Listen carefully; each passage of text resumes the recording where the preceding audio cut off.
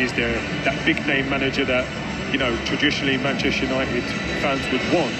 Ultimately, the job he's done has spoken for itself. You know, he's got the best record since taking over of any manager in the Premier League. And I've always been you know, the fact that he's able to do this trial period, if we want to call it that, I think he totally deserves the job. And listen, there's a lot of questions about what happens next year when they've got Champions League football and all the other things that are going to come with it. But he has to learn that, and any other manager that was going to come into the building would have had to deal with that as well.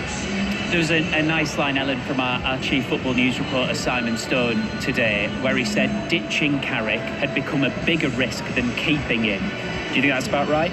Yeah, no, I agree with that. I think, you know, he's come into this role kind of exuding like calmness.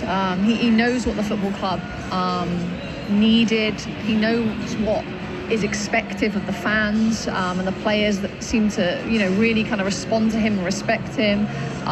So yeah, I think it would have been a bigger risk for them to have just let him go and walk into the sunset, having got them in the Champions League, and look for someone else.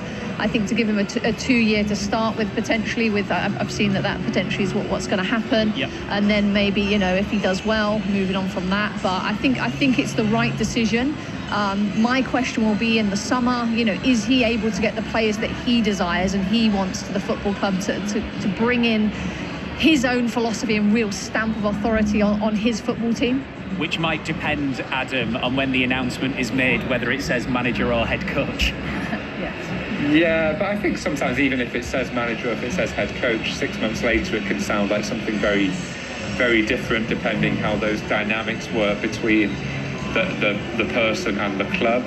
I think with Carrick, it did get to the point where, you know, if you just keep winning every week, it becomes